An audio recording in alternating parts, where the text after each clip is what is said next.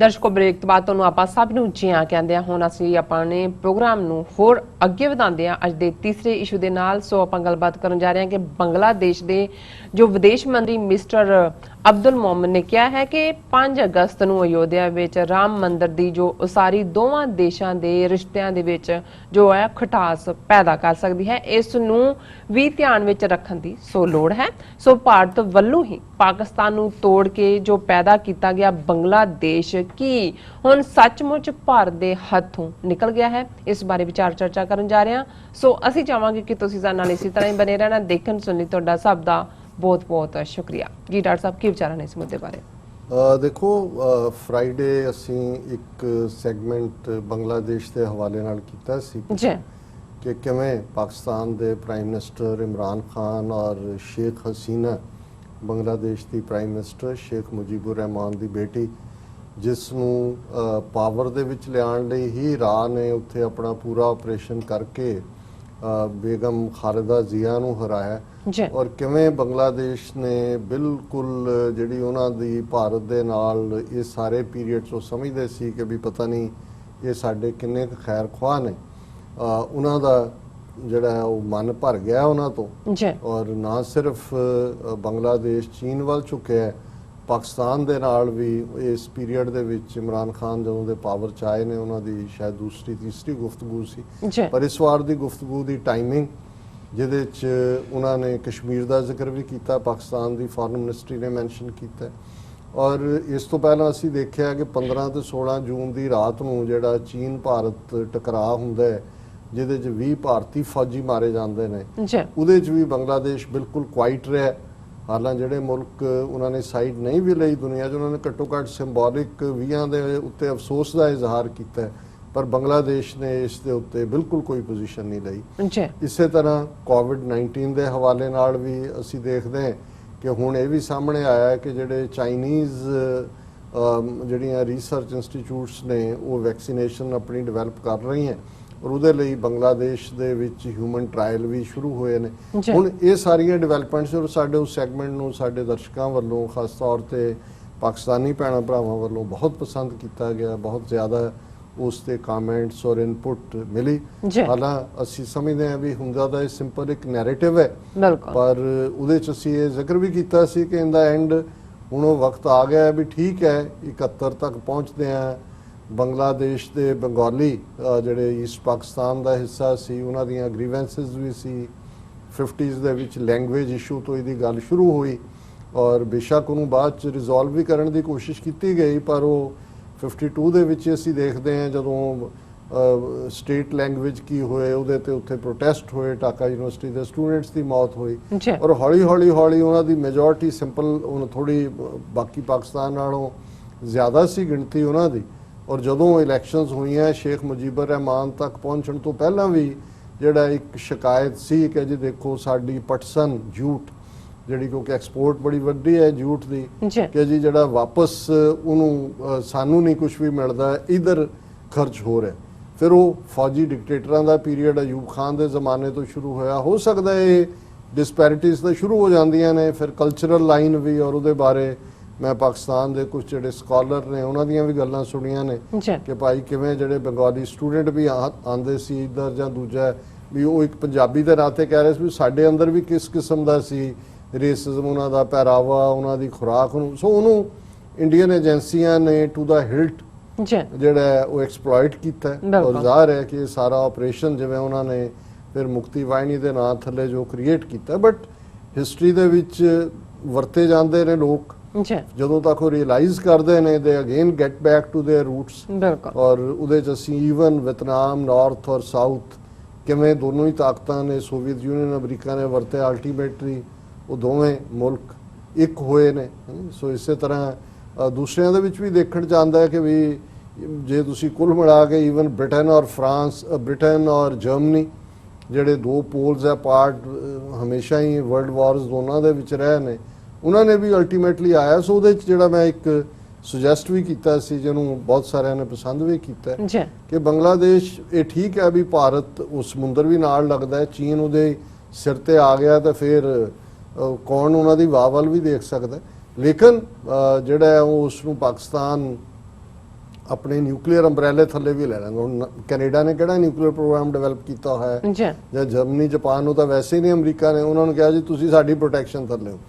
ਸੋ ਮੈਂ ਸਮਝਦਾ ਵੀ ਇਹ ਜਿਹੜੇ ਸਟੈਪਸ ਲੈ ਰਹੇ ਨੇ ਬੰਗਲਾਦੇਸ਼ ਵਾਲੇ ਵੀ, ਔਰ ਅੱਜ ਇੱਕ ਖਬਰ ਜਿਹੜੀ, ਕਿਉਂਕਿ ਇਹ ਵੀ ਕਹਿਮ ਹੈ ਹੁਣ ਜਦੋਂ ਦਾ ਇਹ ਅਸੀਂ ਇੱਕ ਸੈਗਮੈਂਟ ਇਹਦੇ ਤੇ ਵੀ ਕੀਤਾ ਸੀ ਕਿ ਇੱਕ ਪਾਸੇ ਕਸ਼ਮੀਰ ਦੇ ਵਿੱਚ 5 ਅਗਸਤ 2019 ਨੂੰ ਆਰਟੀਕਲ 370 ਐਬਰੋਗੇਟ ਕੀਤਾ ਜਾਂਦਾ ਹੈ, ਉਹਨਾਂ ਦਾ ਸਟੇਟਸ ਮੁਕਾਇਆ ਜਾਂਦਾ ਹੈ।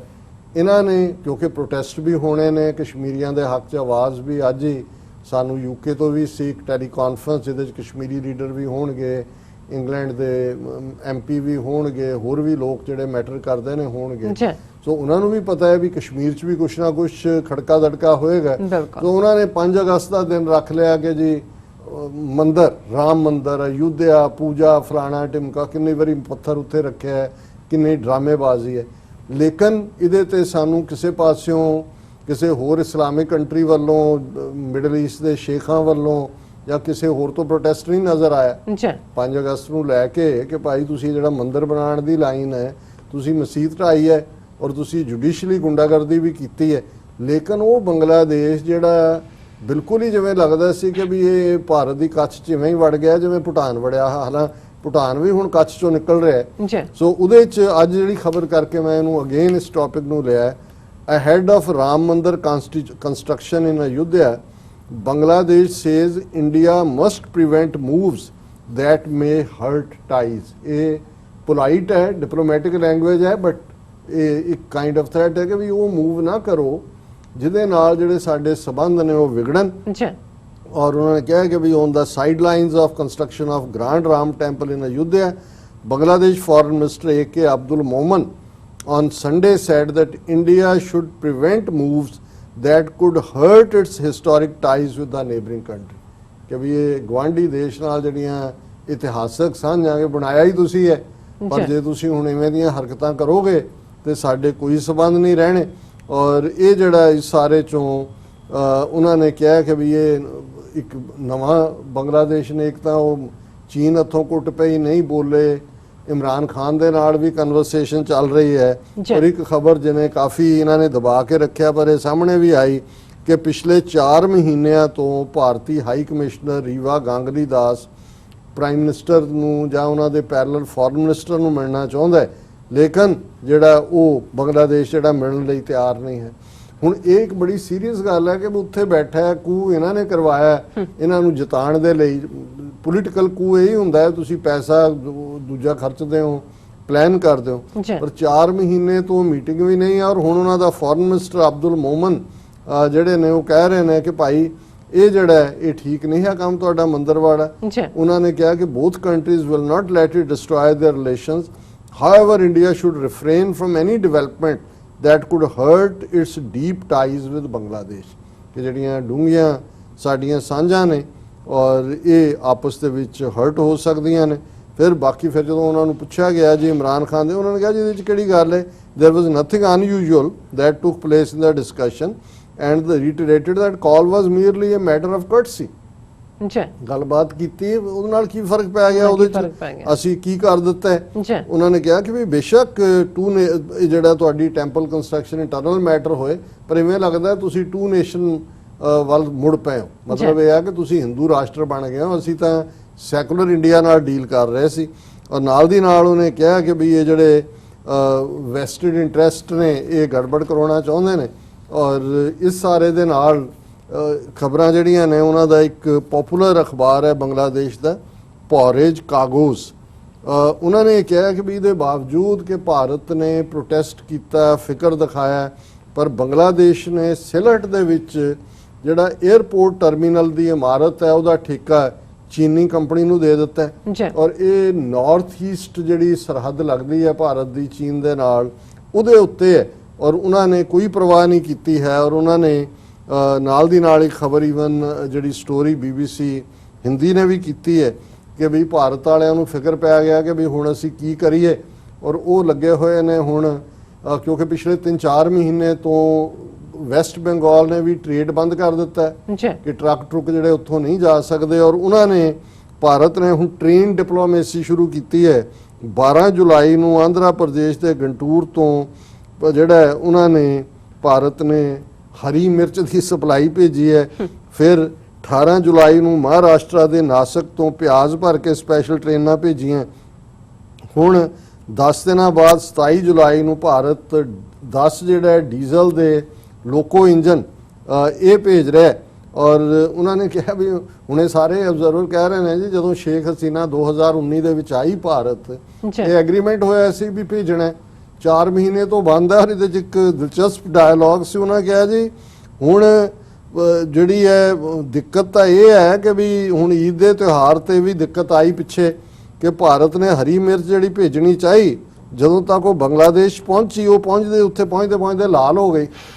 ਕਿ ਵੀ 3-4 ਮਹੀਨੇ ਤੋਂ ਚੱਲ ਰਿਹਾ ਹੋਣਾ ਇਹ ਕੰਮ, ਇਹ ਰੋਕ ਕੇ ਬੈਠੇ ਸੀ ਜੀ। ਮਮਤਾ ਬੈਨਰਜੀ ਨਹੀਂ ਮੰਨਦੀ, ਦੂਜੇ ਨਹੀਂ, ਉਹ ਬੱਸਾਂ ਟਰੱਕ ਨਹੀਂ ਜਾਣ ਦਿੰਦਾ। ਉਹਨਾਂ ਨੇ ਕਿਹਾ ਜੀ ਹੁਣ ਜਦੋਂ ਉਹਨਾਂ ਨੇ ਅੱਖਾਂ ਦਿਖਾਈਆਂ, ਹੁਣ ਇਹਨਾਂ ਨੇ ਕਿਹਾ ਵੀ ਜੀ ਅਸੀਂ ਤਾਂ ਦੇਖੋ 10 ਲੋਕੋਮੋਟਿਵ ਇੰਜਣ ਵੀ ਦੇ ਰਹੇ ਹਾਂ, ਜਿਹੜੇ ਡੱਬੇ ਵੀ ਦੇ ਰਹੇ ਹਾਂ, ਔਰ ਰੇਲ ਦੇ ਜ਼ਰੀਏ ਅਸੀਂ ਵਪਾਰ ਕਰਾਂਗੇ। ਔਰ ਇਸ ਸਾਰੇ 'ਚ ਦੇਖੋ ਹੁਣ ਉਹਨਾਂ ਦਾ ਜਿਹੜਾ ਸਪੋਕਸਪਰਸਨ ਰਾਕੇਸ਼ ਵਾਜਪਾਈ ਕਹਿ ਰਿਹਾ ਕਿ 1996 'ਚ ਭਾਰਤੀ ਰੇਲਵੇ ਨੇ 10 ਮੀਟਰ ਗੇਜ ਲੋਕੋਮੋਟਿਵ ਦਿੱਤੇ ਸੀ ਬੰਗਲਾਦੇਸ਼ ਨੂੰ, 2001 ਤੋਂ 2014 ਤੱਕ ਫਿਰ 40 ਦਿੱਤੇ ਬ੍ਰੌਡ ਗੇਜ ਲੋਕੋਮੋਟਿਵ।